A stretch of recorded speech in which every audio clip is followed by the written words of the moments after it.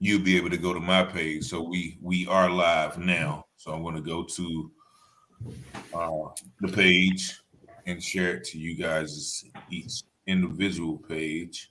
All right. So yep. So we are.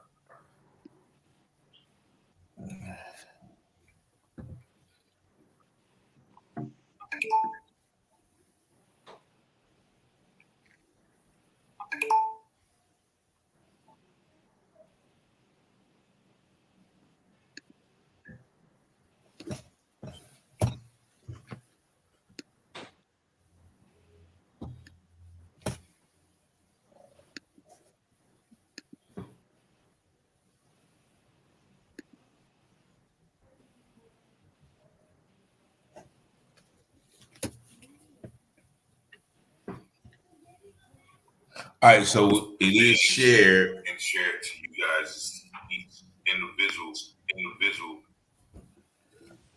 So if it's not appearing on your page, you can go once again to Taylor House Publishing page, or you can go to my page and see the live video. So you did share it up there. So I do want to welcome everybody who's tuning in through Facebook. We have about 2 minutes before we start the radio portion of the show. So if y'all bear with us for that amount of time, we'll be able to get right into the show.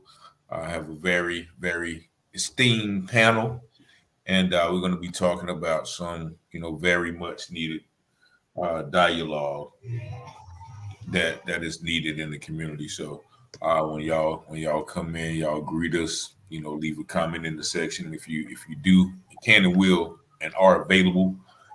Please share the video so everybody will be able to interact and participate in this conversation.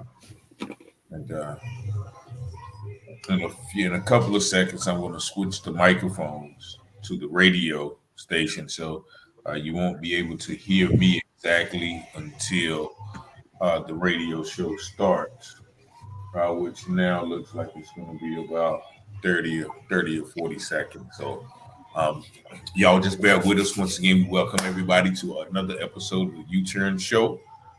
I'm your host, Richard Taylor. I'm going to be introducing my guests in just a few seconds. And right now, I'm going to go ahead and switch those microphones so we can be prepared for the radio portion of the show. So y'all bear with us for about 20 more seconds, if you will.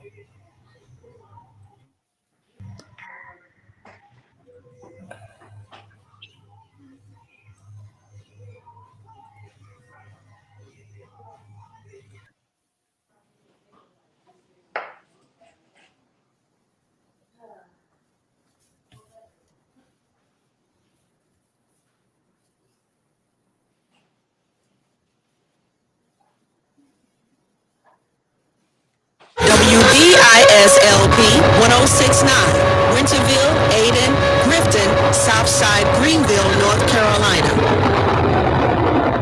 I try to be a better man.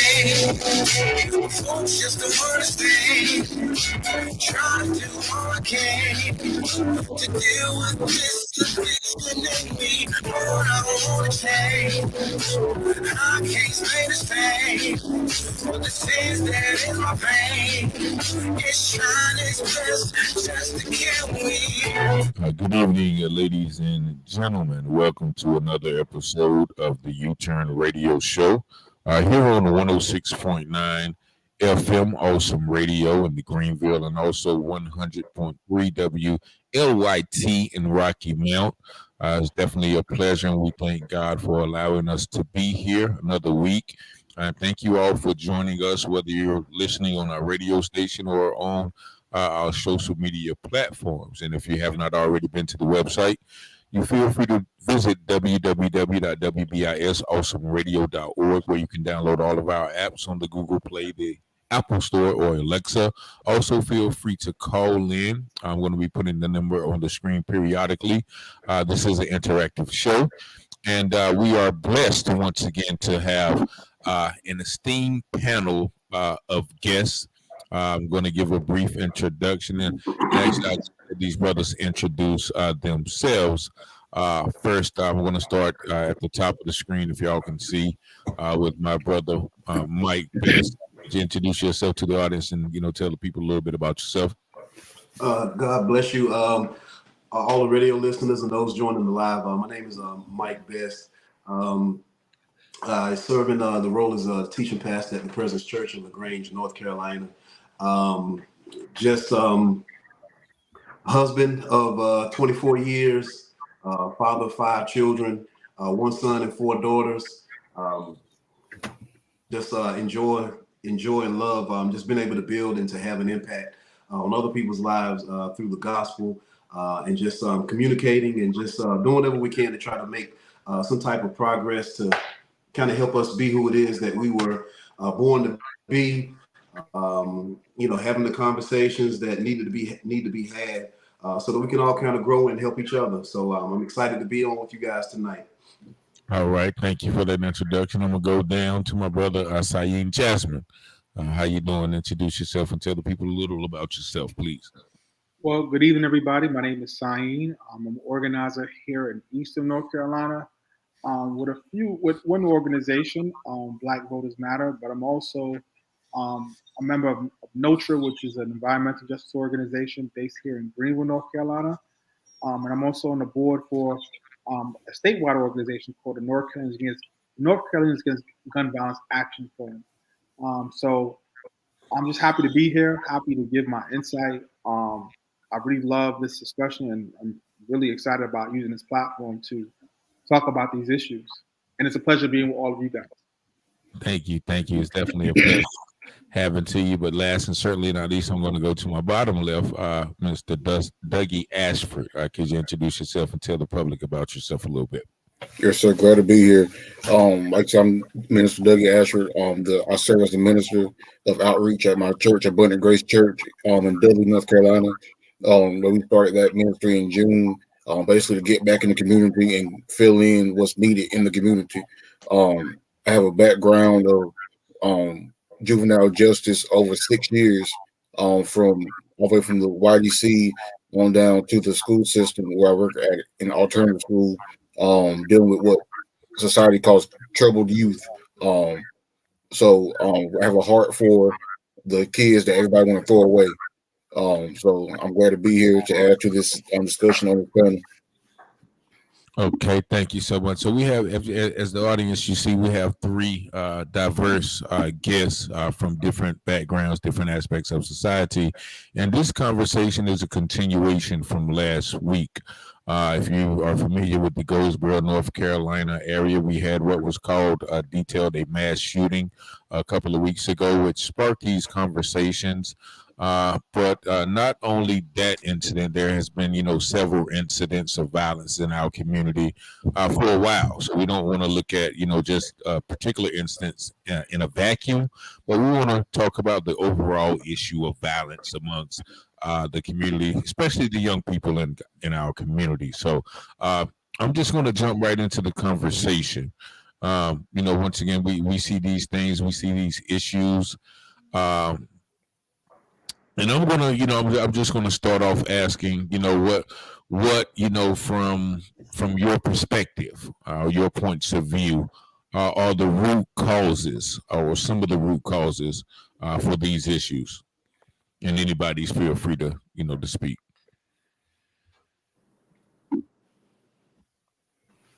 I believe the root cause is that particular issue is, I guess, the lack of things to do for the young people and the consistency of the things that we come up with for the young people.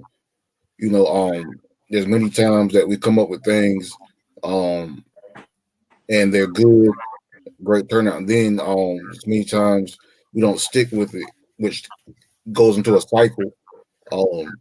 Because tragedy is going to happen continuously, but we have to think about what can we do to continue to bring peace or problem solve consistently.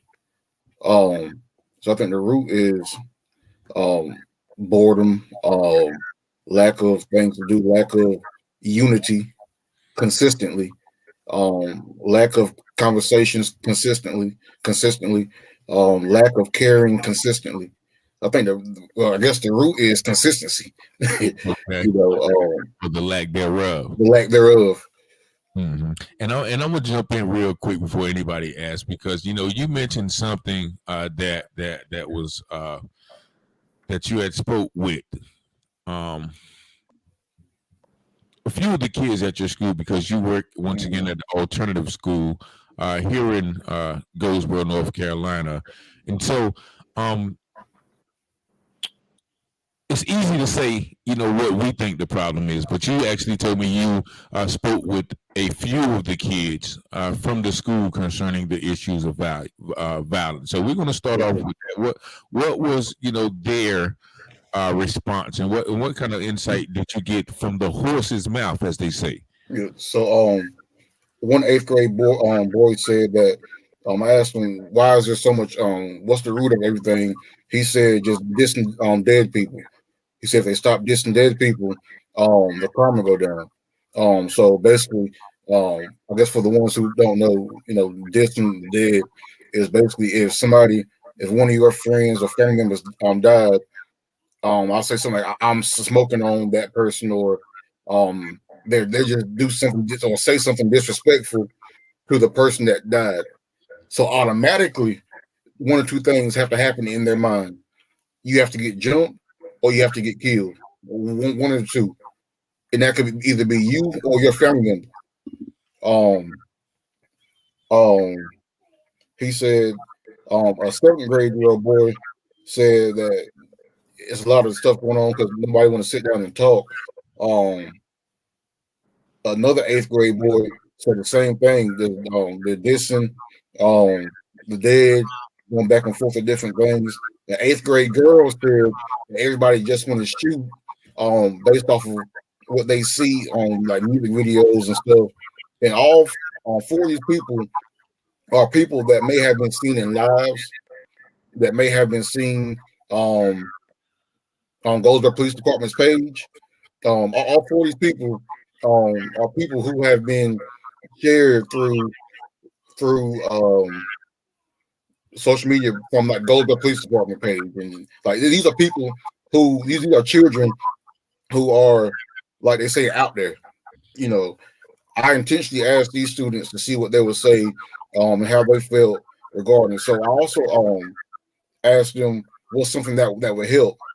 So they were saying stuff like if the community could make something where um they could box like peacefully, of course, security there and all this stuff.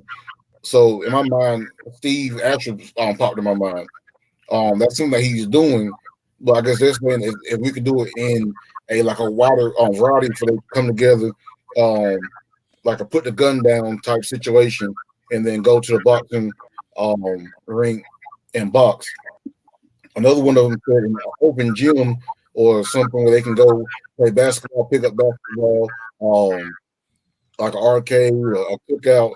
They'll be willing to go somewhere like that in a safe place. Um, so another one said that he wants to drop out of school. Eighth grader now wants to drop out of school and quit and just do. And he would have robbed somebody because he can't get a job, and like he goes to school and he feels stupid because he can't retain the information. So there's different things, but all four of them. One of them said bowling. They would like to go bowling. Um, but all four of them said one thing. It's about the sides.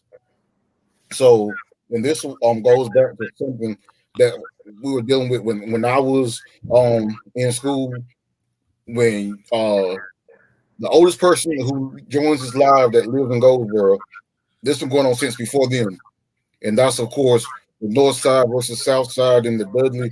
So you got the east side partnering with the north side, which is beefing with the south side, and you have Dudley and Rollingwood beefing with the south side. Then you have, so there's all this different stuff that's going on, that's been going on way back then, but they're continuing a trend that started, and they don't know how the trend started because we don't know how it started. All we know is you don't go over there. You don't go over there. If you're from here, you don't go there. If you're from here, you don't go there. And so they're living up to this stuff. But now what they have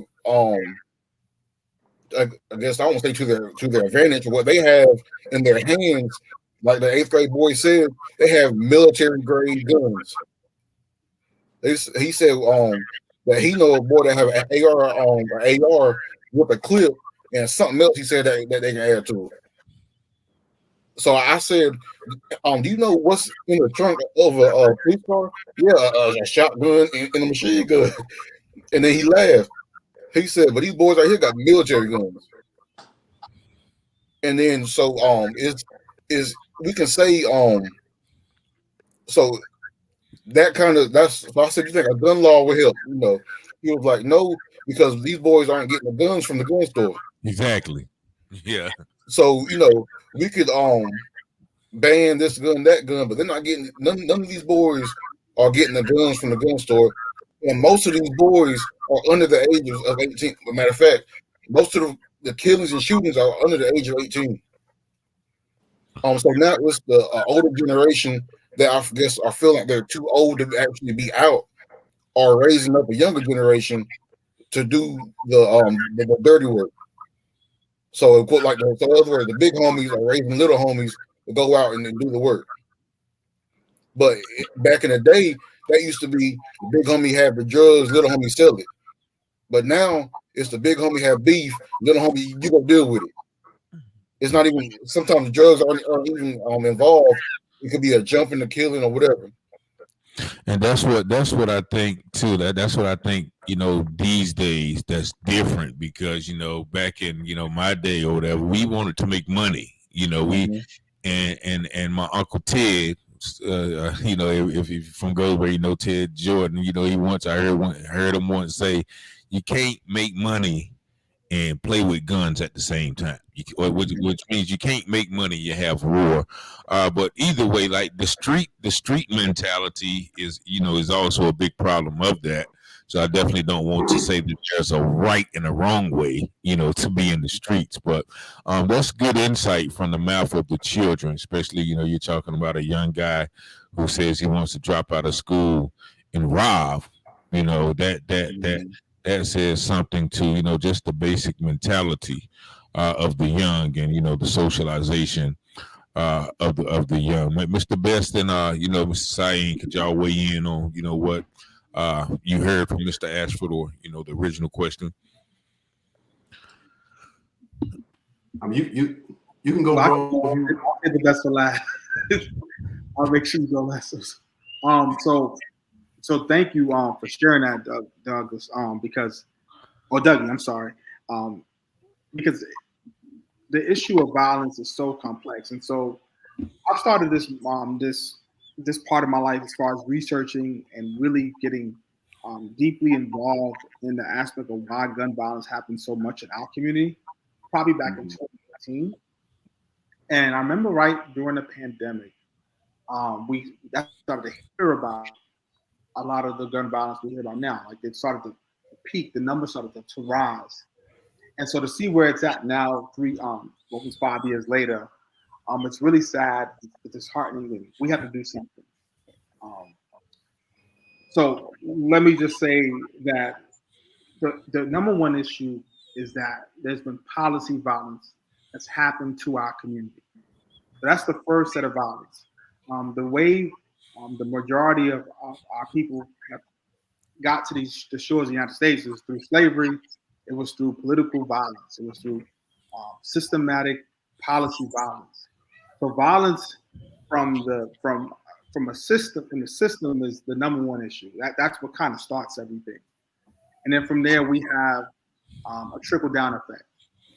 And so when you look at the current state of North Carolina, I'm just going to use North Carolina as an example. The way our districts are gerrymandered, and if you don't know what gerrymandering is basically a way of manipulating the boundaries, so you can favor one party over the other, or one constituency over another. And so when you don't have fair access to creating policy through electoral maps, that right there is a shot in the foot already.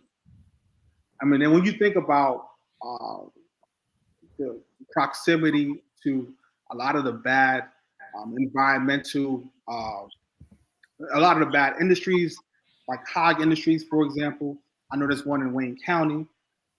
That proximity that many Black people have to these things, that plays a role. It plays a role with the water we consume, right?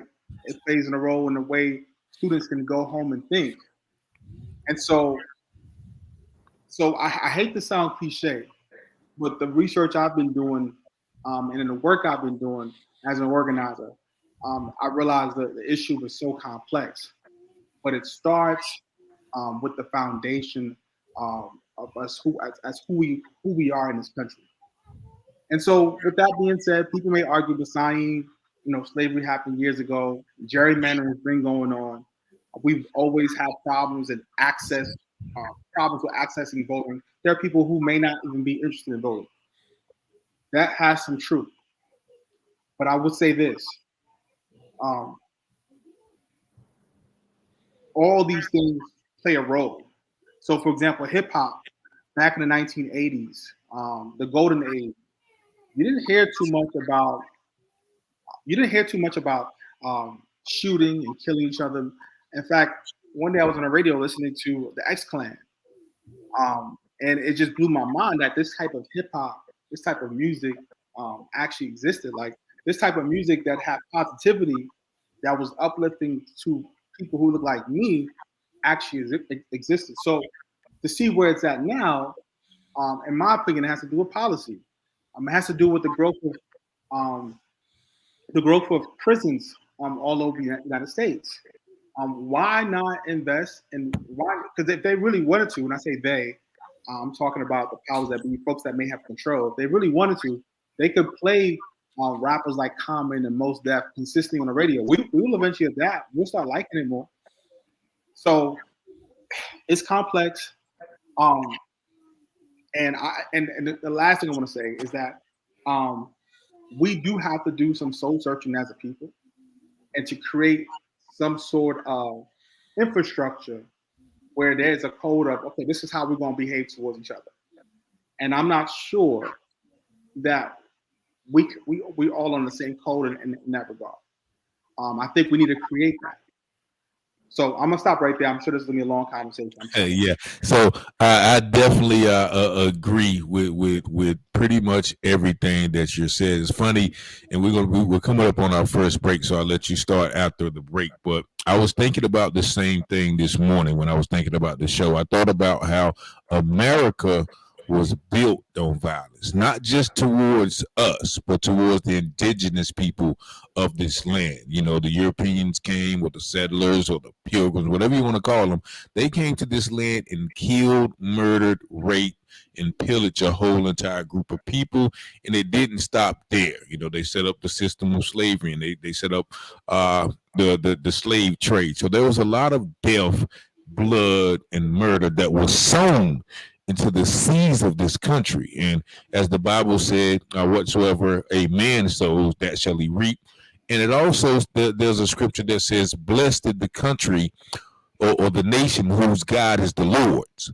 And they say we started out as a Christian nation, but right now we can't say that America is a Christian nation concerning its roots and foundation and the laws. But we're going to take our first station break. Y'all stay with us because the conversation is just beginning. 106.9 Awesome Radio, the U-Turn Radio Show. How many languages? This is Ken Ham, CEO of Answers in Genesis, the Creation Museum, and the Arching. Can y'all hear me? Yes, sir. Oh yeah, man. Okay, yeah. So that's one of the once again issues I was thinking of in the beginning, and once again also the part about compartmentalization, where that mindset that you live over here, you live over here, so we're enemies, which is because everybody pretty much stays in the same, this is not like New York where you have a lot of boroughs, or this is not like a major big city where you can say somebody's from the other side of town, or but this town is so condensed that it's just amazing to me that somebody can live it only takes 5 minutes to get from one end of Goldsboro to the other. 10 minutes, if you're really on the far end. So that's just baffling to me. And I want to speak to how we got there. How we got to that mindset when we come back. Of course, Mike, you can weigh in on the things that you've already heard. But yeah, man, this is we just kind of getting warmed up with this. And once again, I want to thank everybody who tuned in. Tamala Wiggins, great topic. Couture, Butler, Reed, absolutely. Syene, Melanie, thank you for watching. And good evening, Pamela Johnson. Thank y'all for tuning in. I'm going to switch the microphones back to the radio show because we're about to start back in. But we're going to start back with you, Elder Best, when we come back. Dr. Gary Chapman is the author of The 5 Love Languages. For more, visit 5lovelanguages.com. This ain't too bad for me to die up in these streets. Oh Lord, can you help me? And we are back once again, the U-Turn Radio Show here on Awesome Radio 106.9 FM. Greenville, North Carolina, once again talking about gun violence and violence against the youth and the Black community. And we're pretty much just discussing, the root cause and the mindset. And Minister Ashford and Brother Syene gave some good points of view. So now we're going to, get the insight of Elder Mike Best. What have you ascertained, or what do you have to impart, to the conversation thus far? Yeah, I think both of the brothers made some made some great points in what they said. I wanted to speak to a little bit of I guess what they both said. Brother Dougie was bringing up some of the issues I think that the young people had made him aware of, and I couldn't help but think when he talked about them saying the dissing of the dead, and I don't know. I guess if everybody is aware, I think there's a culture that has popularized that particular statement that you made. There's a culture, and particularly in Chicago, it got to a point where they began to popularize the idea of, I guess, of the dissing of the dead, to where there are younger people that live within a 5-block radius of each other, and because they were from different parts of that particular neighborhood, they were at war with each other, and they literally were killing each other. And some of the notable rappers out of Chicago began to make songs about the ones that were dead. It was a young man, I think that his name was Tuka, and he was murdered back, I think, in 2014 or 15, if I'm not mistaken. And the people that were allegedly responsible for his murder, they made songs about "I'm smoking on Tuka" and things of that nature. Not to go too far into that, but I wanted to kind of give a little bit of context to what he was saying and what the children were saying as far as the distance of the dead. And what's happening is through the popularization of those type of activities and that culture, we begin to adopt, I guess, a mentality. It's almost like it was whenever we were younger, we went to go and see movies like Boys in the Hood and things of that nature. Even us from the East and from the Southeast begin to try to dress like the guys in LA, because there's something about watching something in the visual aspect of it, especially if it's glorified, makes you kind of gravitate to that. But it's in the way you talked about it in proximity. I think the question that we probably should ask us that are here, having a discussion, how do we get to that point, and how are these young people developing this mentality? Because I've always thought, what I've observed is that as a culture, as a society, as a people group, we have begun to embrace, and I think Brother Syene had brought up the fact of when hip hop first became popular, how they were rappers that rapped about positive things and things that were to a degree uplifting. And so we live in a culture now to where we are embracing criminality. We embrace criminality. We embrace the degradation of women. We embrace that, and the people that are at the front of it are celebrated. Not only are they celebrated, they're compensated. And so, if you see a younger person see another person being celebrated for rapping and teaching about acts of violence, then the question has to be asked: then, what do we do? Or is there anything we can do to prevent these young people from looking at what our culture has glorified and not wanting to be a part of it at the same time? Yeah, and that's a great point, because speaking to that music thing, and I don't know how many people know this, but there was a meeting, like you said, right around that cusp of the 80s and 90s. There was a meeting between record executives and private prison executives, and they said, okay, well, we want you guys to invest in these prisons. The record companies were requested to invest in those prisons. And then, they said that the only way they would invest in those prisons if they could guarantee to keep them 85 to 90% full.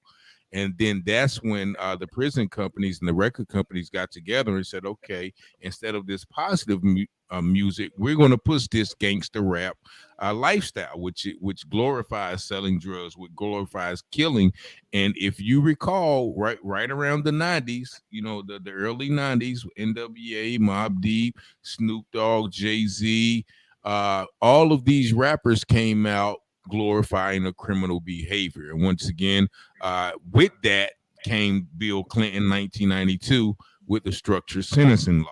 So I've done the research as well, Brother Syene. So I know that there were policies, there was collusion, and as some people would go so far as say a conspiracy, that there were those things. So that's definitely something that we have control of now that we know it. Knowing is half the battle, and we can say, okay, well, this music has grown on us. We once again embrace that culture, but now it's time to reject that notion, because if you recall, in that golden age, we were celebrating, the Run DMC, the party rap, the happy rap, the positive Black Power rap, so whatever is put in front of us, we're going to accept it and we're going to gravitate to it. So they were smart enough to know that.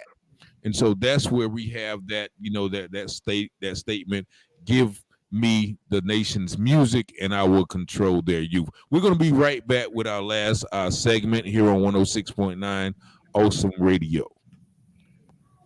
Partial funding for this program is brought to you by For His Glory Lawn Care. For His Glory Lawn Care is here to serve you with a spirit of excellence. Contact.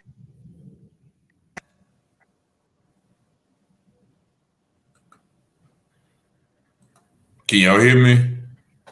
Yeah. Oh, okay. So we definitely on a good pace, actually. I mean, this show is moving real fast. It looks like, but once again, we're gonna continue on. I think because we definitely I definitely got a couple of more questions that I want to ask everybody, and we're just pretty much just basically scratching the surface on everything. But I definitely appreciate you guys' insight. Any particular topics that you guys want to touch on before we get lost? I think we're moving in a good direction. Okay, yeah, because I definitely want to piggyback on what you said as well. And y'all can, I guess, comment about the example that I'll share when we get back. But I think and it coincides a little bit with what you said, leaving out about what can we do if we can do anything. And that's the reality of it. And Man, it's so deep because I know even the Bible says that in the last days that men will become fierce, incontinent, haughty, lovers of themselves, disrespecters of parents, all of those things. So is it, are we fighting a losing battle? So yeah, but we're not fighting a losing hold battle. hold on. The show about to start. Okay.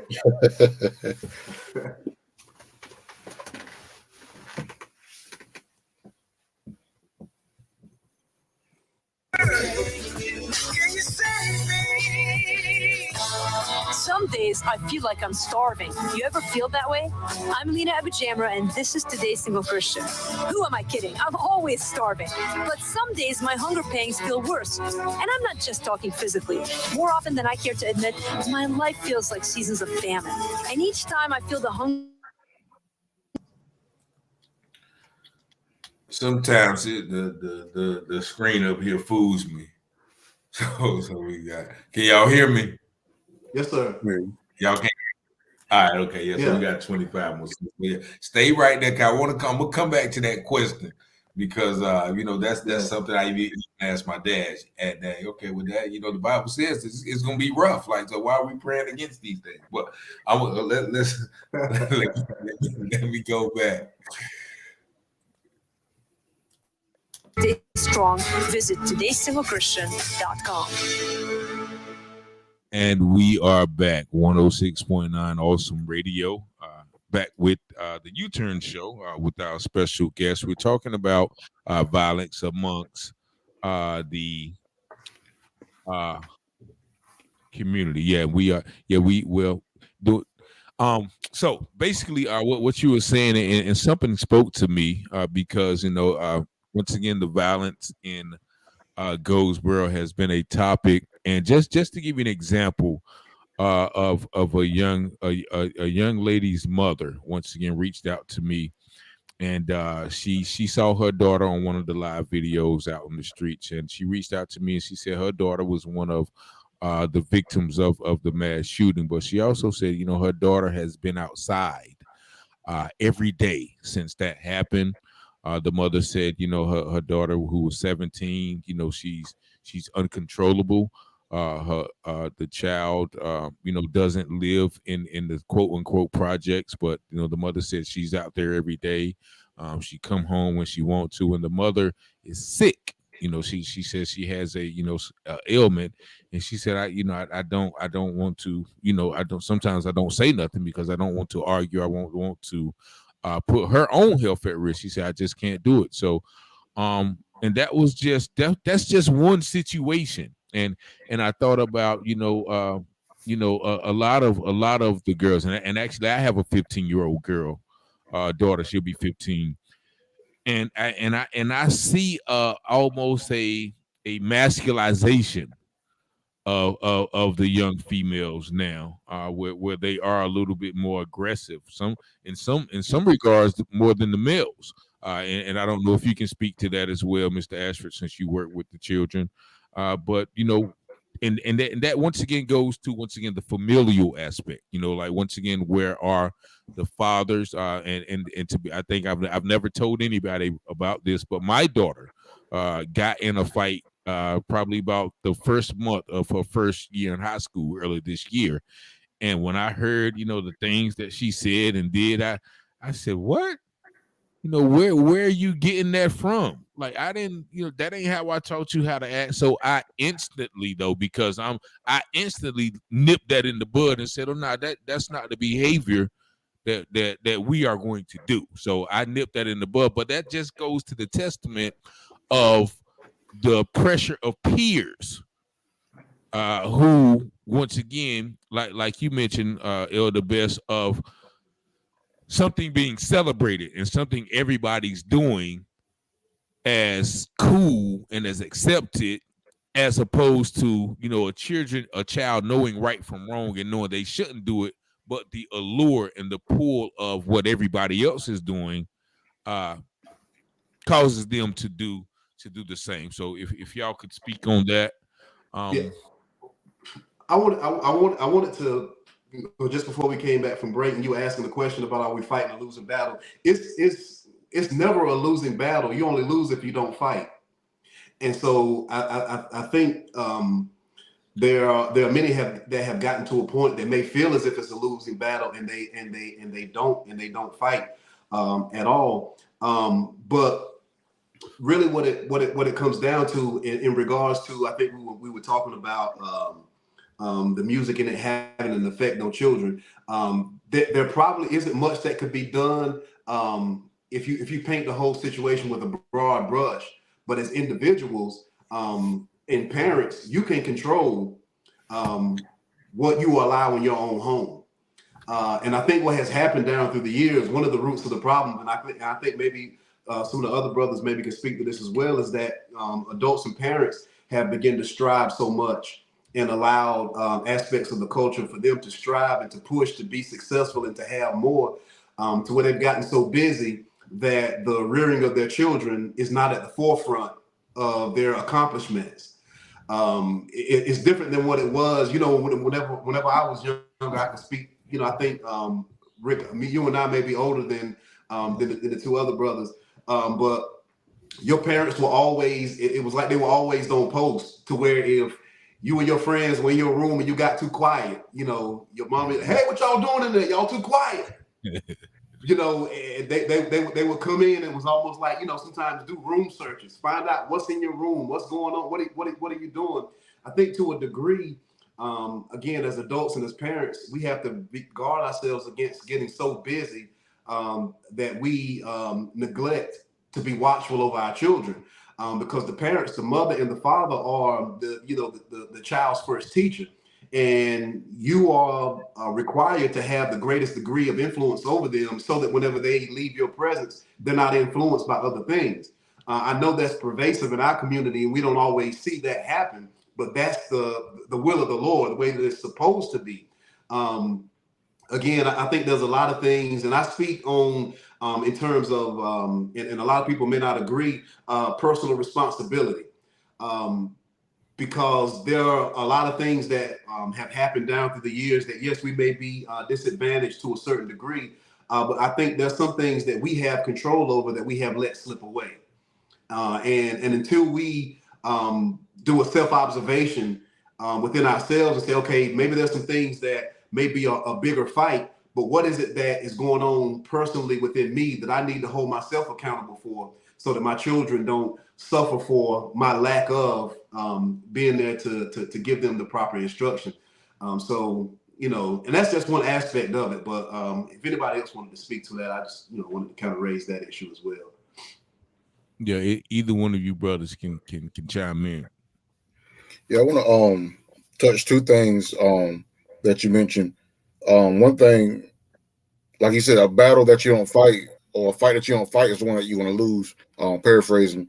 But I think sometimes we as a community fight the wrong fight.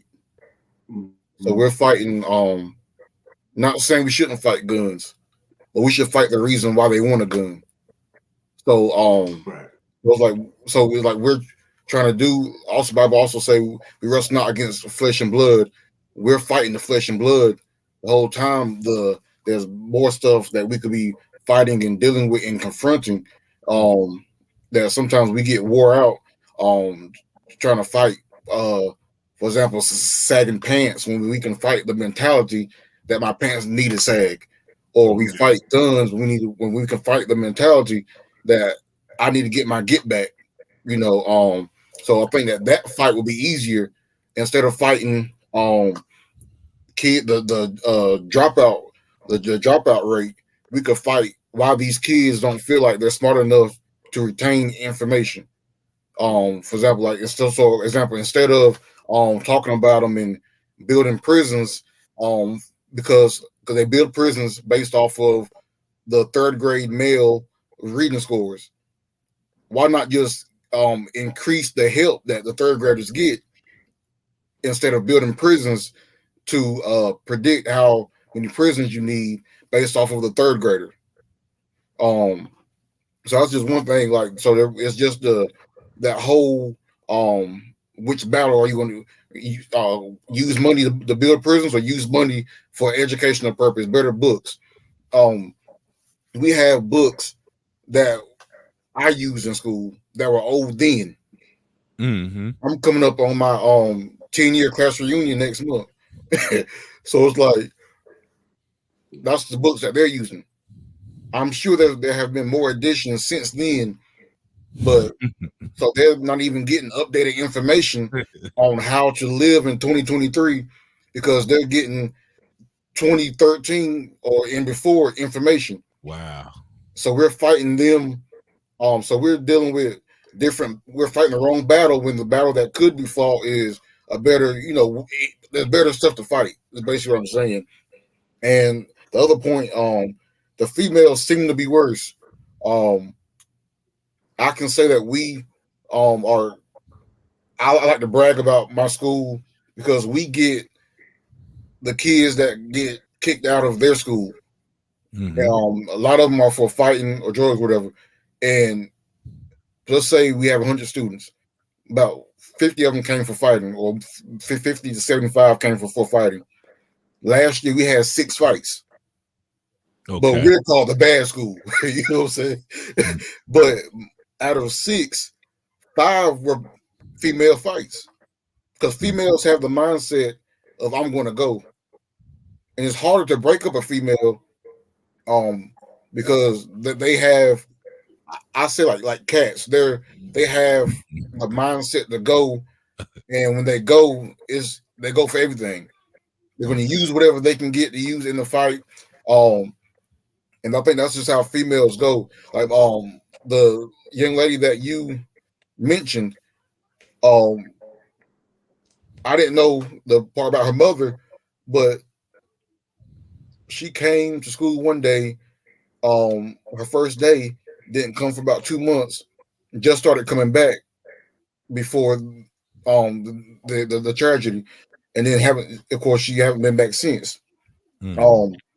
But in school, it's a whole different person.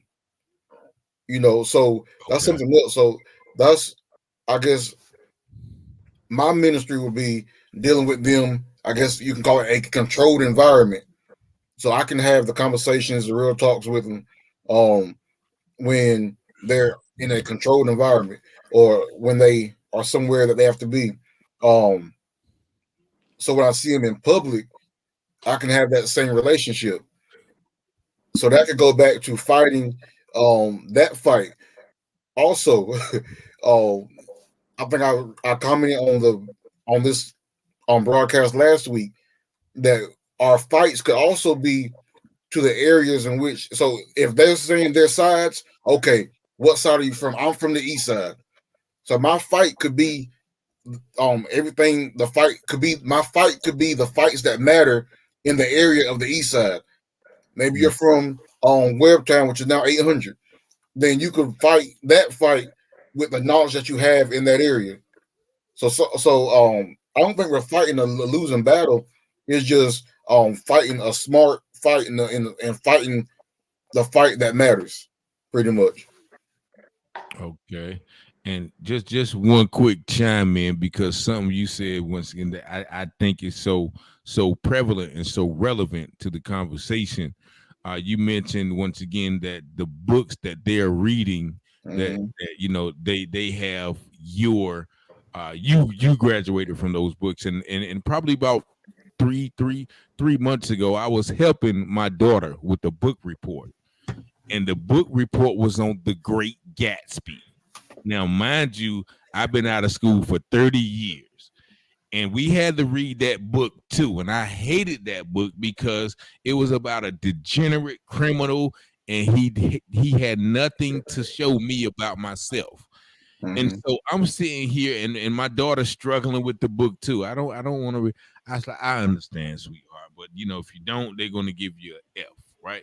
So my thing is, like, once again, my daughter is reading the same trash book that I read 30 years ago, that even if I read it then, it did me no good, doesn't do me, is never going to do me any good. So what our children is learning is comparative to not even education, because education comes from the Latin word educare, which means to bring out, which means to bring out their talents and skills. And so what we're seeing, especially with the black youth, because they never learn anything about ourselves, and that's why you got the smartest guys from my classes dropping out at 8th, 9th, 10th grade and going on to other crimes. Just like you said, the 8-year-old. It's not that he can't retain information, but the information that they're feeding him is irrelevant, uninteresting,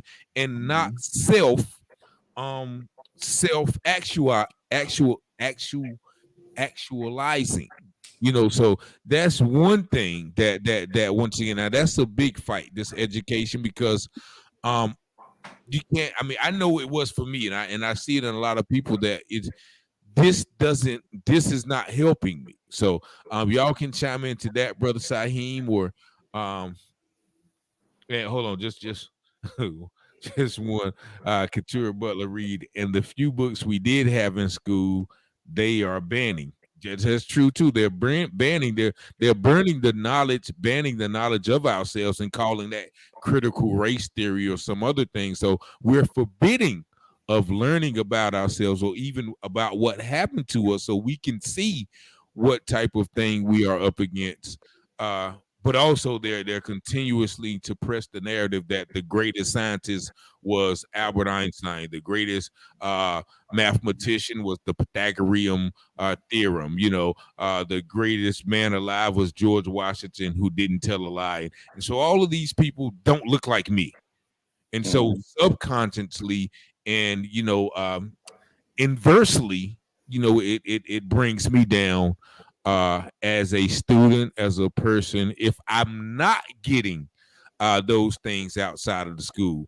And I see you holding your head, Mike. And so but I'm gonna go to my brother Syene first because I know he has some input. I appreciate it. Listen, I'm just glad to listen because I love to learn. So a couple of things. You mentioned school. So I was privileged to go to Cush campus schools from in middle school and in elementary school. I went to a 7-day Adventist school back in New York, and those things, just that education alone, had so many benefits in my life now. And so I was privileged to do that. Not everybody has the opportunity to be taught, whether it's biblical or Afrocentric learning from your own people that gives you confidence, that helps you have the self-esteem needed to go further in society. So I actually didn't go to public school, and there's no shame or no knock on public school, but I didn't actually go to public school until my high school years.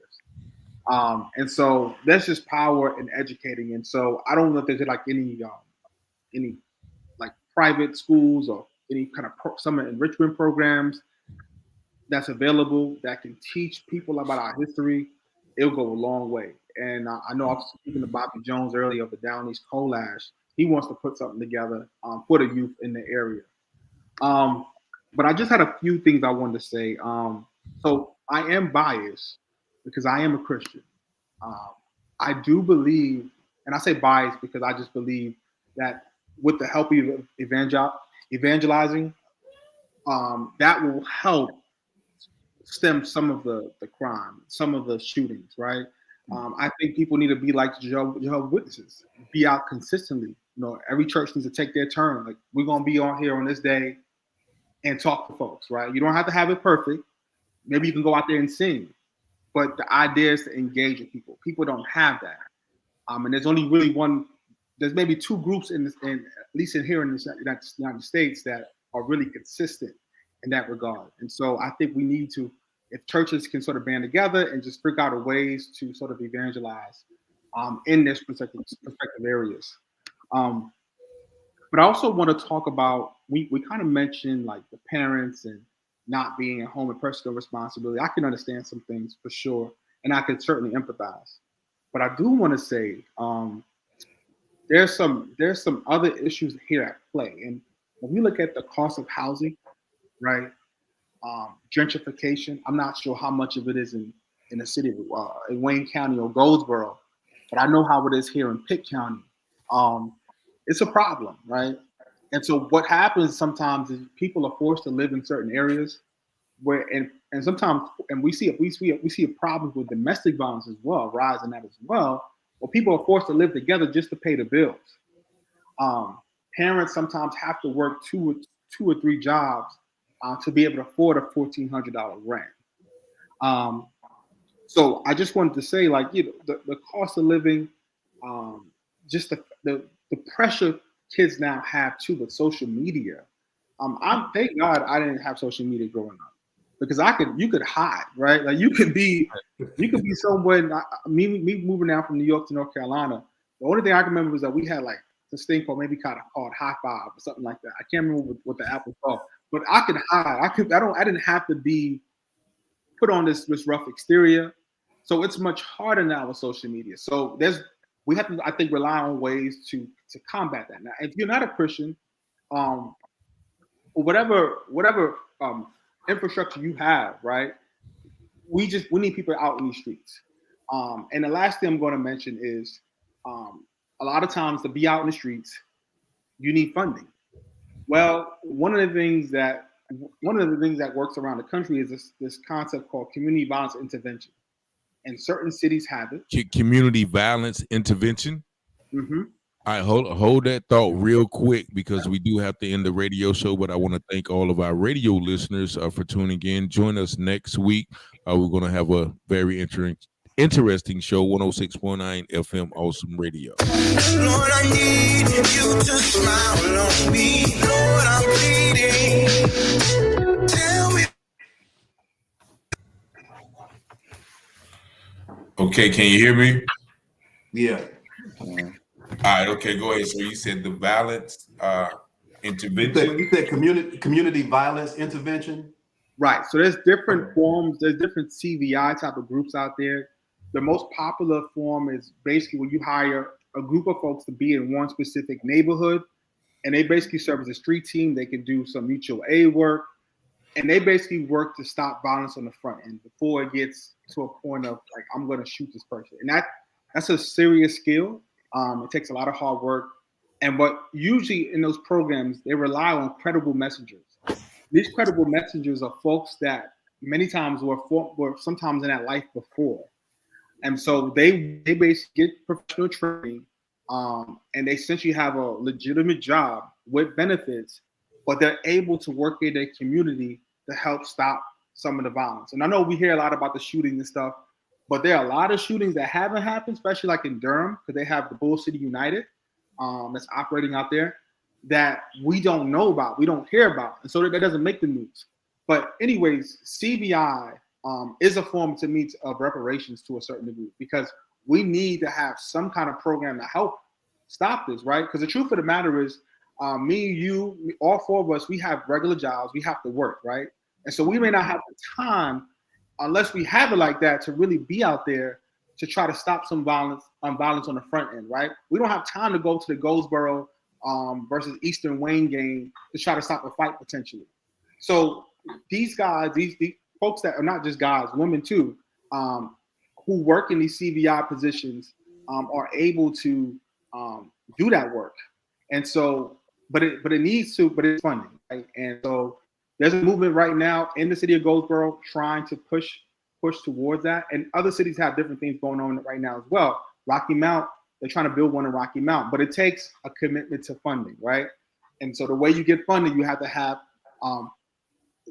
folks that agree with you, that are on city council, that are county commissioners.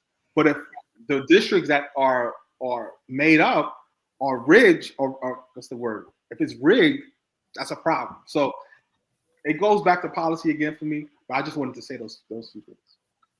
Yeah. Okay. That's good information, bro. Community violence intervention. Yeah, that's good information.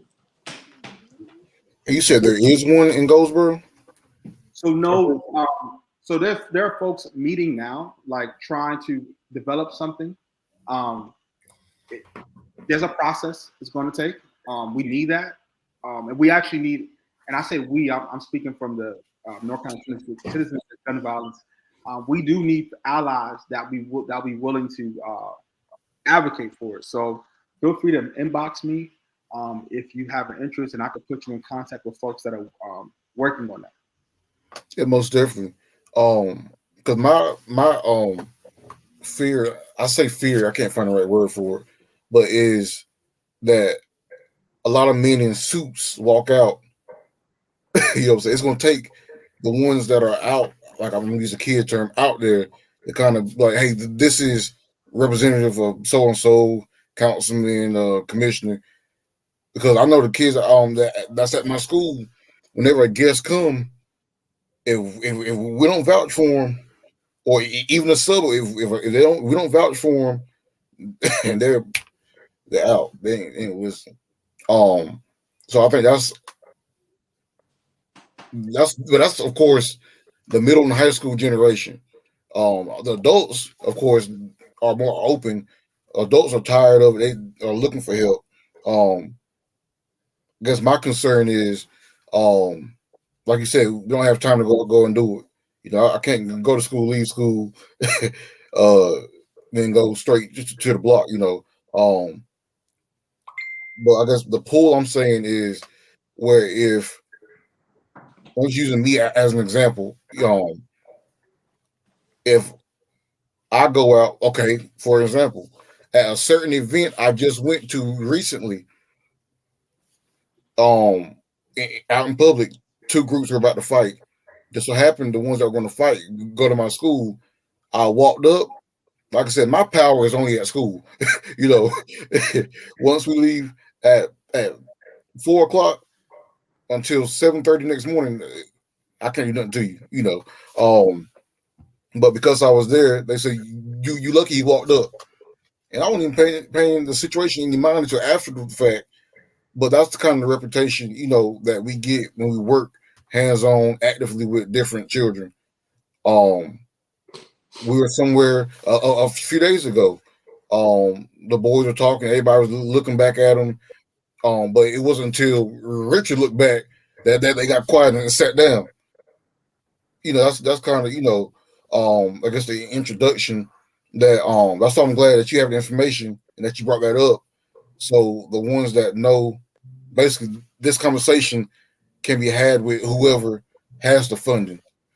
And we can say, you know, we suggest this way because of this, you know, because they don't trust, a lot of them don't trust different officials, especially if you say you're a county official, you're fed, you the law, you know. So that's just kind of how it goes. And that's like I said, the mindset, you know, that's been going on since before. Since I didn't mean to cut you off, bro.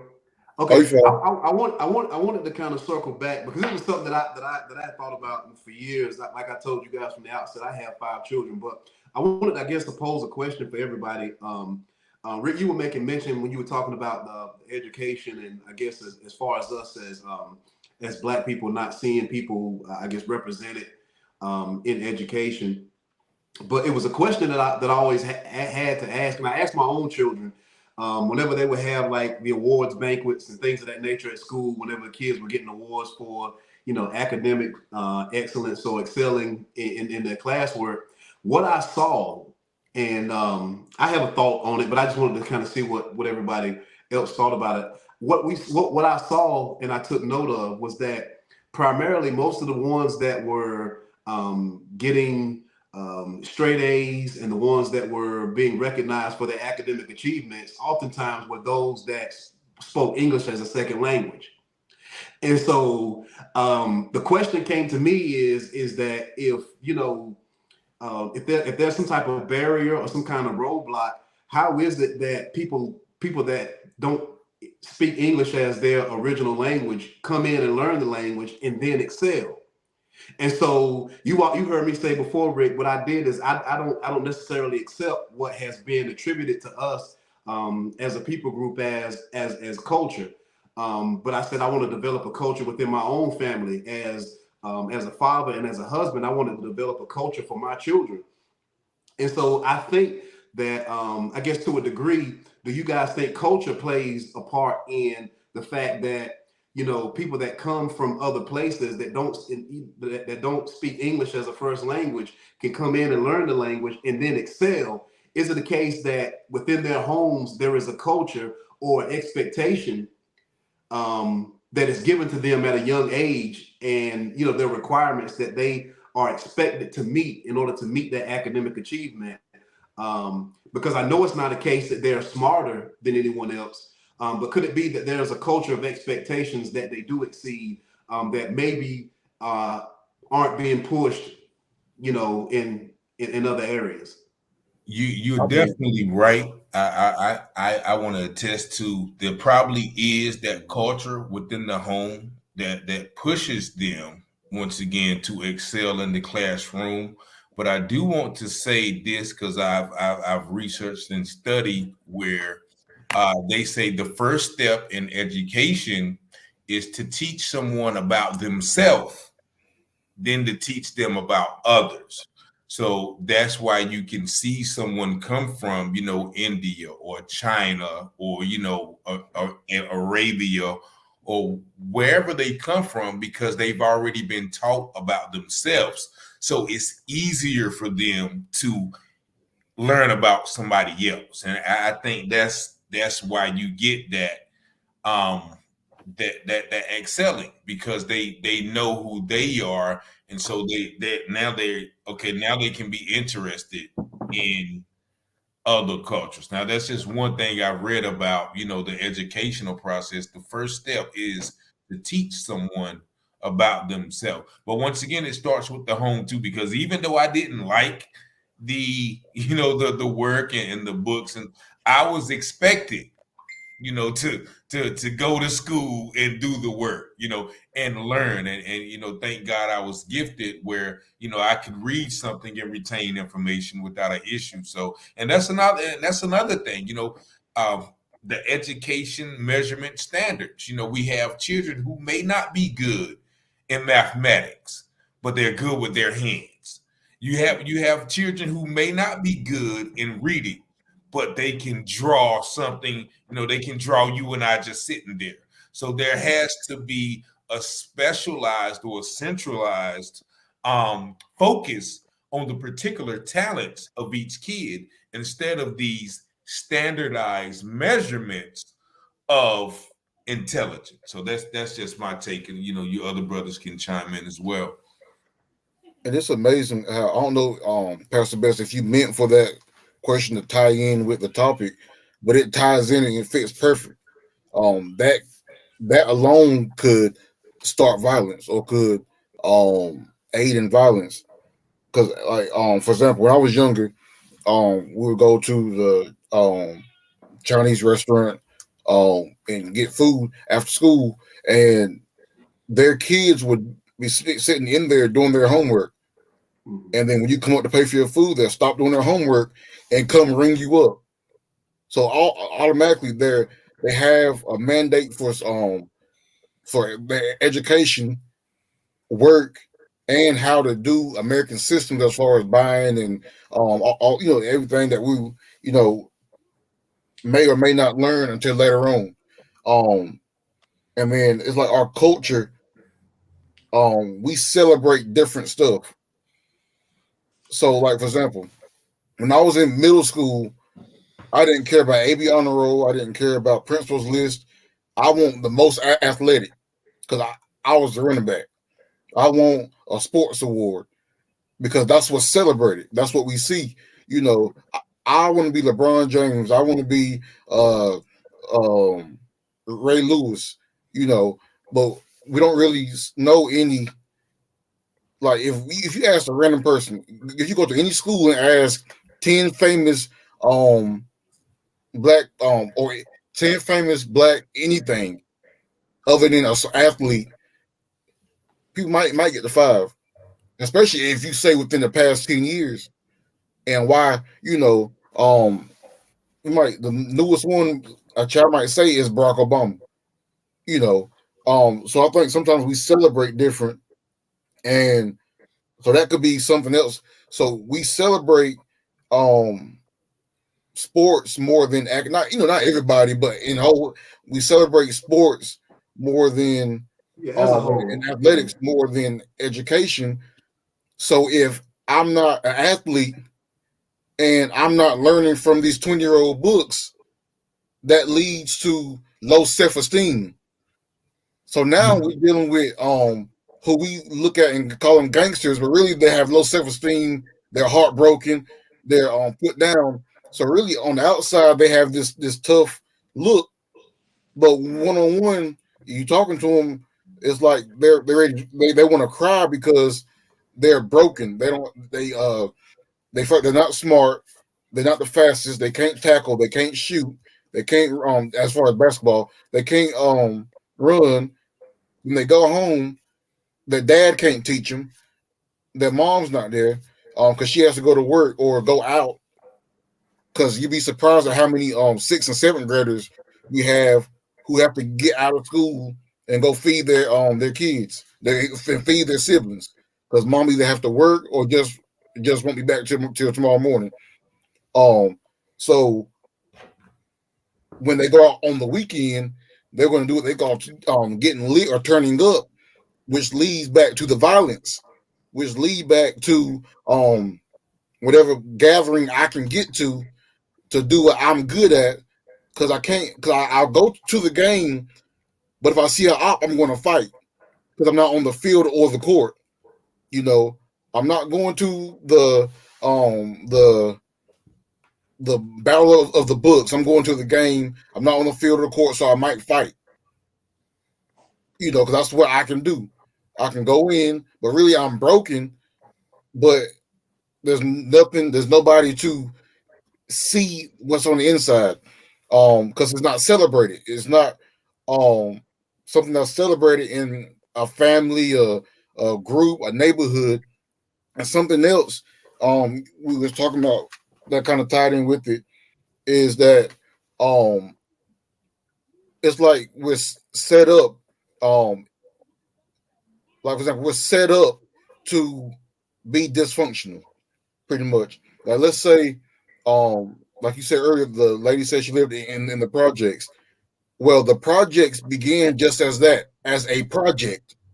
um so I'm sure everybody know the story that how the project was to see how far of course the black family would go without the man, to where you couldn't even live in the projects if the man was there. Matter of fact, when I first when my wife and I first got married, we stayed in a particular project in Goldsboro, where as soon as she was already living there, when I added myself to the lease, everything shot up, and they say we have to get out because there's too many people in the house. There weren't too many people in the house. It was just that it's not designed for a man to be in the project, because the project is to see how to raise or see how long pretty much the female can raise the kids without the man. So that's the project. So with that, automatically we're setting up but they're setting up, the system's setting up how to come against all of those what we celebrate as far as education, sports, whatever. Because the father can't be there, because of different stuff that's already set up. So, like for example, the Asians, like I said, in the Chinese restaurant, the dad is on the grill, the mama's bagging, and the children are doing the cash register. You go inside the hair store, um, the mom might be stocking, the dad might be doing something else, and the child is doing their homework until you come to get ready to check something out. Mm-hmm. Or it's just kind of what's valued, of course, in each home and culture, because it can also be a cultural thing. Where it's sad to say, many times in our culture, if we own a successful business, we're more concerned about what our child look like than compare what we're teaching them. And we could really raise up a good employee or whatever, but we're so focused on getting them the J's and sending them off and their work and their grades don't match their shoes or their clothes or their name brand stuff. So they're the freshest kid in school.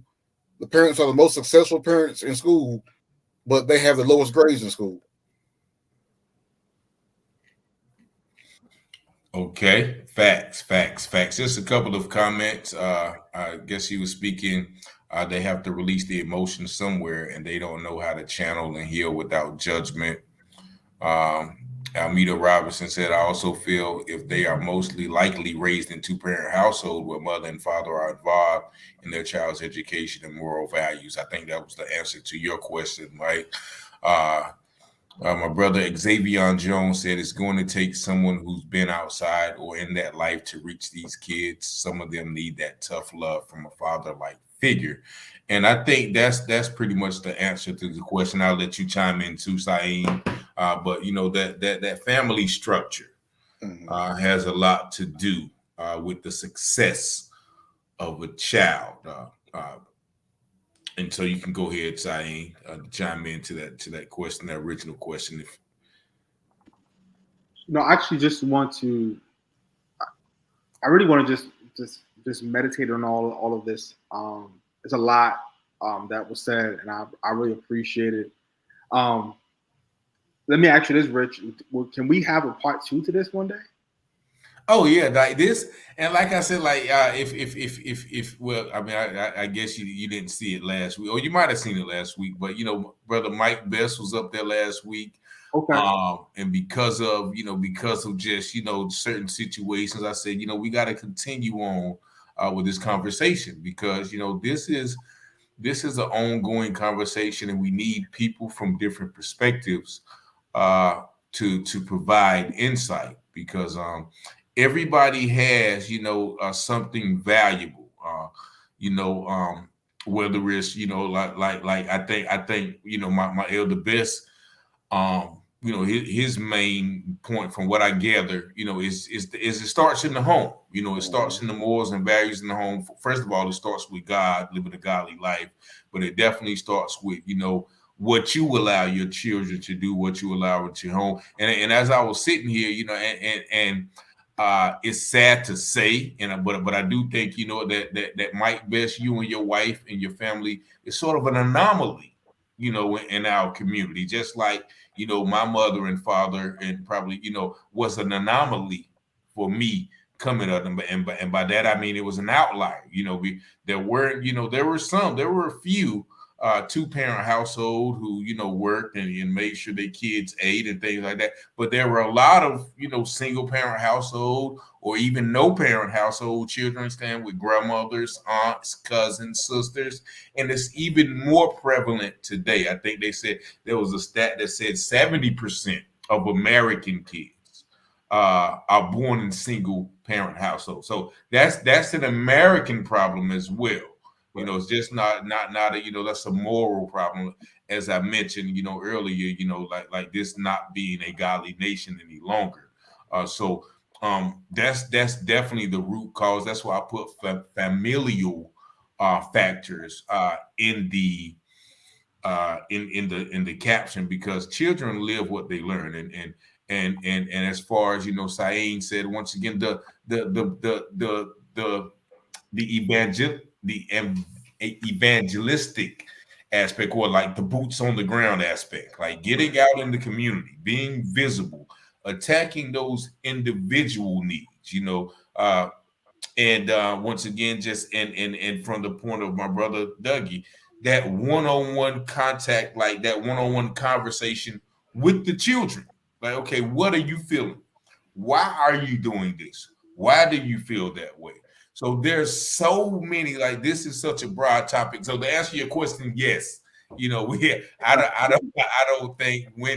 don't know when this conversation is going to end, because once again, it's already been an hour and 15 minutes, and I don't think we've even just attack everything that we wanted to attack. So yeah. I did want to say one more thing, brother Syene. You said something from the outset that I think was very, very important when you were talking about the policies. And Brother Dougie, you just made the when you were just talking, you were speaking in terms of a policy, and there are spirits behind, I think, a lot of these policies, and it's not necessarily a trap for a particular group of individuals. It's a trap for anybody that will fall in the trap. Brother Dougie, I think when you were talking about the issue about your family and the housing project situation, that was the framework of the Great Society Act that President Lyndon Baines Johnson put into play, to where he wanted to take the approach of subsidizing basically subsidizing the destruction of the family or the breaking down of the family, to where there was a guy that I know that had ended up getting incarcerated, and we were trying to kind of help him get back acclimated and help him to get on his feet. And whenever he left, his family ended up having to go into living housing projects, and so we were kind of trying to help them get back on their feet. And he was unable to go to where they were, because if he went back to the home, then either basically he wasn't allowed to be there, or they would take the rent up to an astronomical amount to where they wouldn't be able to. So there are so many things at work, and you said in policies, there's so many things that are at work that are put in place, that if there are people that's not for the benefit of anyone. And if you find yourself in those situations, it does make it difficult to be able to dig out of those situations. And I know the country and the society that we live in, because of its inception, because of its origins, a lot of what took place create what we see right now.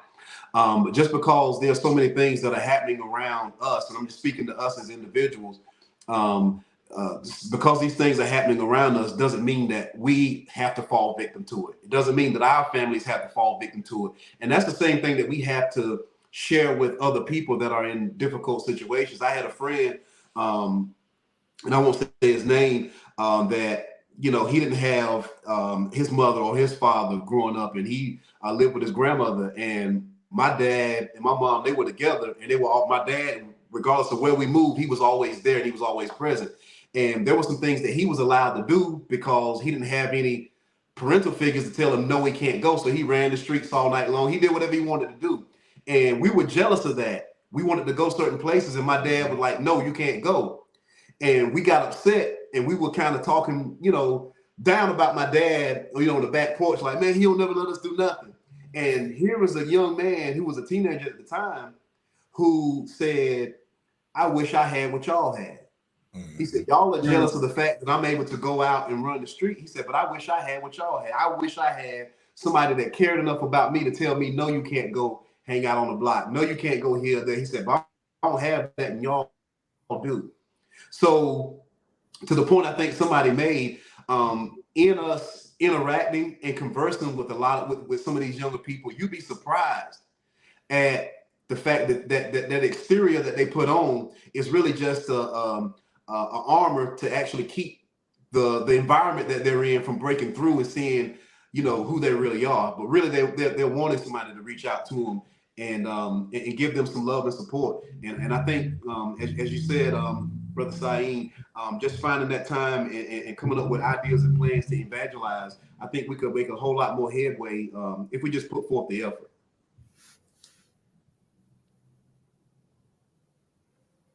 Definitely, I certainly agree, and I can actually attest to that because once again, I was in that same situation, and now I see it though. Like a lot of the young guys I mentor, they start off kind of hard and tough, but then they such sweethearts and little boys, and so I had one of them.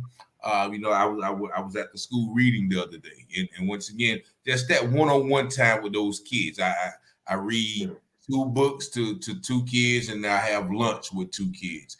And to see them when they see me come in, or and a couple of weeks ago they had testing, so they told me not to come. And the guy saw, he said, "Where you been at? Where was you at last week?" So I think we underestimate, that okay, well, they're going to be all right. or they're going, they're going to make it. But some of them really need, like I've listened to stories. Like one of the children, I work with, his mother is actually going to jail for 4 months, and he came out and told me. He was like, yeah, my mama, she's gonna be in jail. I'm gonna have to stay with my aunt. I'm like, but he handled it such a time. But I know it's bothering him, and he's what, 11, 10, in third or fourth grade, and he has to deal with that. The other young man, he stays with his grandmother with his other 3 children, and it's just so. I mean, I can run down the list of the students, but looking at these students, I'm thinking, yeah, these kids are great. Don't know what they're going through at that age, and you don't know, that in that little time, like I said, and once again, I know you said it's not a losing battle, but I often wonder that little time, that little 30 minutes, how is that going to combat that entire situation, that they have to go home to? Yeah. And so that's why I always place so much importance on the home and us doing things according to God's will. Because I guess the part that we have to play is for those of us that have children, to teach our children the same thing, so that it's not a continual cycle. I think what has happened down through the years is that people have made the decision in many instances to go away from morality and go away from the biblical structure. And what we are now seeing is the fallout from that. It's difficult to see, but that's the part of what you were saying, whenever Jesus was telling the disciples all of the things that were going to be happening in the last days.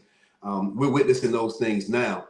But again, it's our responsibility to do, to first and foremost, to minister to our families and be and teach our children righteousness and to make sure that they're doing according to God's will. And after that, then spreading that abroad. But it's just about the gospel. The gospel is able to penetrate the heart of those that will allow it to. I tell this real quick, and I'll be done. I remember I had an opportunity to minister at a prison, and while I was preaching, there was a guy that was in the back, and it was during the wintertime. So of course they couldn't, whenever they had rec, that's when we went to go and minister. So during the wintertime, that's when the services had the larger number of people because they couldn't be outside because it was so cold. And so it had to be at least maybe 100 to 150 inmates there that night. And there was a guy that, when I was ministering, somehow I locked eyes with him, and he was in the back of the room, and he was looking like he wanted to shank me. I mean, the look on his face was just like when it's over with, man, I'm gonna get this dude. I don't know what I said, but I don't know. but he was looking like, man, when it's over with, man. And so, I don't ever claim to be a tough guy, but I've been in situations to where, I've been around people that taught me how to handle myself. And so once you see that unfriendly face in the crowd, don't ever lose sight of where he is. And so after it was all over with, don't never lose sight. Don't never see that. and so when it was all said and done, the different ones were coming up and they would greet me after the message. And it dawned on me, where was the guy that was mean mugging me? and when I turned around, he was right here. And I turned around, and so I'm backing up and kind of getting on my, on my back. I didn't know what I was gonna have to do, And so he looked at me, and I'm just saying, speaking to the power of the gospel, so that we have to share it. And he looked at me, and I looked at him, and I said, "How you doing, brother?" He didn't say anything. He still had that same look on his face, and all of a sudden, he just began to melt. He fell on me, man, and he wept like a baby. And I mean, you're in the prison. That's you don't cry in front of the other inmates. I mean, they see that. It's like, oh man, when we get back, man right here, soft. He cried, he's crying. But he fell on me, he cried, and he said, I had people telling me the same thing that you ministered tonight, but I would not listen. And now I'm where I am right now. And he said, man, can you just pray for me? And so I said all that to say this. we have to at least make an attempt, because we never know whose heart God is dealing with. And that's the thing. We have to pray and ask God to make us prepared for that moment, for whenever we cross somebody's path, to be able to share the gospel with them, because you never know who you're going to run into. You could run into the one that actually is controlling the hood and win him to Christ. Now he has influence over the entire neighborhood and gives you access to the other ones that'll listen to him, listen to you, because he vouches for you. So sharing the gospel is going to be the ultimate solution. That's what I always say, because it encapsulates most of the problems that we face. If there's not a rejection of the gospel, or in some way the Bible gives us everything that we need to know in order to operate in this life. Now life is going to be hard. It is for everybody, but life is hard, but it's simple. Follow after God and keep his commandments. And even if you have difficult times in this life and the life to come, you'll be able to see Jesus in peace. Man, incredible. And guys, we are reaching the hour and 30-minute mark, so I'm not going to hold you guys, too long. Plus, I do have the hour ride back to Goldsboro, but I'm going to give y'all some space for a last comment for the audience. Anything that you feel needed to be shared that hasn't been shared, because we definitely going to be continuing this comment. So you guys have the floor to share anything else before we close out. Well, other Mike, that touched me. Just that story. I really appreciate it. So, Rich, I didn't know what to expect. Really, I knew it was going to be a conversation. I didn't know if it was going to just be me. I thought it was going to just be me. So I'm like, yeah, it's going to be me. Oh, my fault. I got you. We'll get it. No, I love it. I love the fact that it wasn't just me. And I love learning. So, really appreciative. I'm going to take this and really go to the drawing board, because this is something I care about. I want to see our young people stop hurting and killing each other. And not just young people, everyone. Right now is just there's something out there. I keep up with the news in Baltimore, in Philadelphia, New York, Chicago, any major city. I'm a YouTube geek, and I get the alerts. I keep up with it. I have all the apps, and so it hurts me when I hear about what happened in Dadeville, Alabama. It hurts me when I hear about Joanna in Goldsboro, North Carolina. It hurts me when I hear about the kids in Durham. So I'm willing to do whatever it takes to help. So I look forward to these conversations, and most importantly, putting my boots down. Thanks once again.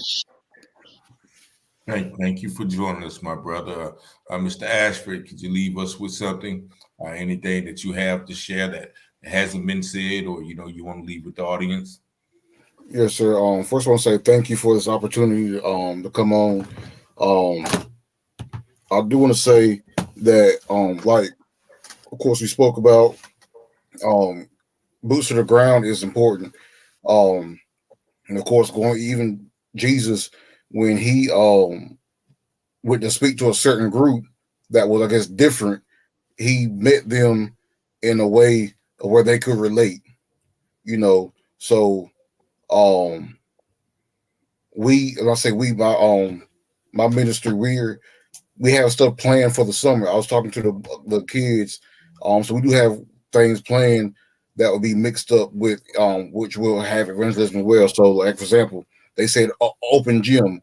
We're going to rent out certain places and be able to have like open gym, but we're going to evangelize and speak to them while they're there.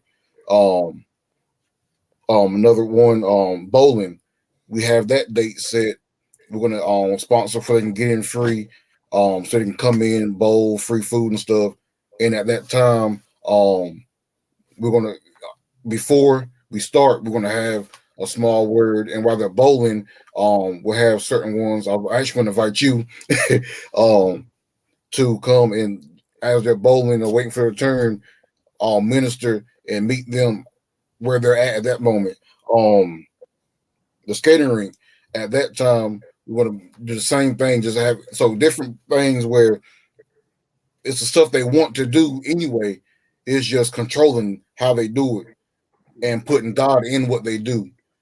So it's like, so skatering is something they do anyway. Bowling is something they do anyway.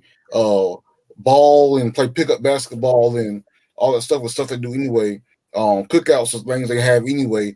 Just putting God into it and adding the evangel part to it. So also with Apostle Jimmy Frederick here in Goldsboro, God gave him a vision of cover the city. So he trusted me with District 4, which is, of course, where most of everything is happening at District 4, Slocum Street, John Street. So we will be starting that back up in June. We've been doing it for a year. So I like to encourage any prayer warrior, intercessor, pastor that wants to, join that, to contact me or Apostle Jimmy Frederick. And whatever district you're in Goldsboro or Wayne County, we have all 6 districts of Goldsboro, Mount Olive, and Pikeville covered. We're asking to, we're trying to build this up, and he's also in Sampson County. So I sent a lot of posts saying that now's the time to cover the city. We've been covering it for a year and a half now. We're just trying to grow, that initiative and getting that going. So every other Monday, I know District 4, I'm on Slocum Street praying. So it's just different stuff. Like I said, doing stuff that's already natural, I guess, to the average person, to these teens, to these families, these communities, and adding God into what they would do. So it's not compromising, saying I'm gonna go. It's just if you want to box, okay, let's get up with Steve Ashford, who already has a boxing gym. Let's get up with him and see how he can do this stuff and add God to it. So that's kind of where we're going for this summer. Also classes. The main topics we're dealing with right now, we have planned is mental health, budgeting, and just grief. So those are 3 that we're having. This is stuff, like I said, consistency that we are going to start in June and keep going. That's something I asked my students. I said, what's something that we can do that won't just be like a one-time thing? Like, oh, we had this, it was fun, but something we can keep doing. So when 2027 gets here, we're still doing it. When 2030 gets here, we're still doing it. When 2045 get here, we're still doing it. That's the kind of thing we're trying to go about. So just stay on the lookout for information on that. We're doing that. We're also, if anybody needs help pushing whatever they're doing, please reach out to me. Let me know, and we'll be glad to help. Anything to help the cause, so God can get glorified and the community can be impacted in a positive way. Man, that is a lot. That's a lot that you got going on, but it's definitely needed. And I do want to say, anytime that you need my help, you got my number directly, especially on those Mondays, every other Mondays. If you're in the area, I'm down to get out there with you. Mondays is one of my my freer days. So especially if you need some help, you need some whatever you need on in any of those initiatives. If you feel like I can be of assistance, please let me know, bro. And I appreciate you, for everything that you've done, because like you said, you've been doing it for a while. And to everybody, I know this is it's a thankless job sometimes. It's not a glamorous job, really getting down and getting dirty. But I've seen all 3 of y'all, in action and being dedicated. So once again, I definitely want to thank y'all. And last but certainly not least, Mr. Best, I'll let you close us out with any information, any words of exhortation. I just want to say thank you, Rick, my friend and my brother, man. I really appreciate you allowing me to come on again tonight. It was a pleasure just discussing with both of the brothers tonight, Brother Dougie, Brother Syene, man. Definitely a pleasure meeting you, man. And I want to connect with both of you. Brother Dougie, you're right here in the city. So I definitely want to partner with you guys and whatever it is that you're doing to try to get out there and help. So I'll be reaching out to both of you. Apostle Frederick is a good friend of mine. Okay.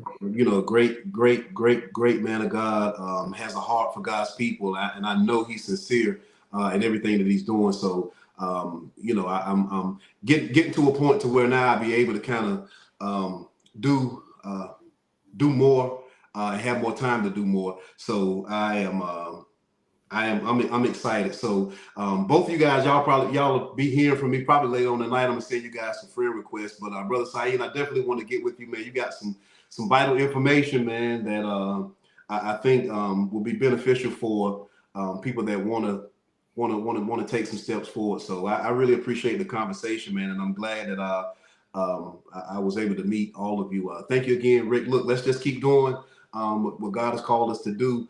And allow him to use us to make an impact. Yeah, once again, I want to thank all of you, brothers. If y'all want, when we end the call, we can stay on behind the scenes. Y'all can exchange information. But there's one more thing that I did want to say, and it's actually kind of encouraging, considering the topic today. We didn't get on the topic of this culture of silence when we witness calamity. We didn't get on that, but yeah, and that's a whole we I ain't a part of that culture. I'm gonna tell it if I see I'm a law-abiding citizen. I'm telling it. Yeah, look. So, but one thing was very encouraging because I received a call from a lady. Actually, it was yesterday. And it was her brother, Mr. Jamal Pearsall. I don't know if y'all know about that. That happened in Mount Olive. He got killed, I think it was about a month ago. And actually his birthday was today. So you definitely want to send his family my condolences and rest in peace. And that murder had went unsolved. But the lady reached out to me Monday. We talked, and she told me some details, and we talked, and we was trying to figure out what to do. I said, make sure you call that police station, like, because she mentioned how the police were kind of uninterested, and of course they I have to give them somewhat of a pass because if they're not there, they don't know who did it, and if nobody comes forward, then they're kind of pulling at straws and grasping at straws. So we talked all day, well, not all day. We talked about an hour, and she just went on and on. So then yesterday she called me. She was like, "Well, did you go to the police station?" I was like, "Nah, why you ask?" Because I said I was going to call up there too to the. I said, "Nah, why you ask?" She said, "Well, my mother just got a call, and they said that somebody is down at the police station and they want to talk to her." And I was like, "Well, why would whoever want to talk to her? Like they should be wanting to talk to the police." Nevertheless, later on that day, the lady called me and said, "Well, an eyewitness had stepped forward and identified the person who was responsible for her brother's death." And I think as of today, that person that was responsible for the murder of Jamal Pearsall is in custody and charged with that that murder. And that's one thing that kind of encouraged me because though people who commit these crimes, they really need to be off the streets. They really need to pay for what they've done if it wasn't done in self-defense or anything of that manner. But I think that's something that that was encouraging for me to see that and to see someone step up to the plate and do the right thing. So I just wanted to leave us with that because evidently there are some people who don't want this type of things to continue unabated, so I definitely want to congratulate that person. I don't know who they are, but I definitely want to once again encourage anyone, if you see something that's detrimental to the community, have the courage to step forward and bring bring justice to the people who need it. So once again, we just want to thank God for these brothers. I want to thank the listening audience, everybody who commented. There's too many names to name, but I thank you all for joining in, adding to the conversation, sharing the video, just giving us, your attention on this night. If you guys want to reach out to any of these brothers and concerning any help or assistance or any guidance you may offer, I don't think they would be opposed to it. So all of them are on Facebook and social media as well, and they will be able to be contacted. But I want to thank you guys. We thank God for another great show, and we will close out in a word of prayer, if y'all will.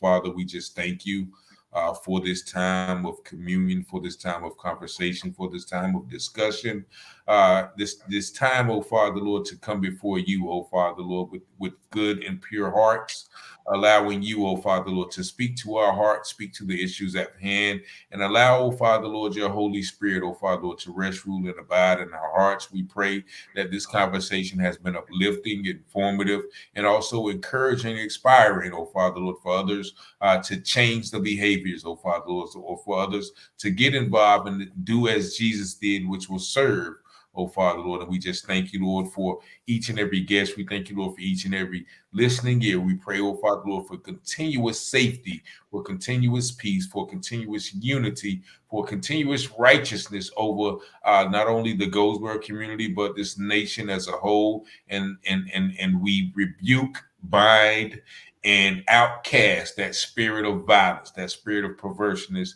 which allows, oh Father Lord, that evil to prevail in this society. We pray your peace over this nation, over our homes, and over our hearts. In Jesus' name we pray. Amen. Amen. Amen. Amen. Okay, we're going to see y'all next week. We might have the same brothers. We might have the same conversation. That remains to be seen. But I thank you guys for tuning in. God bless y'all, and y'all have a good night.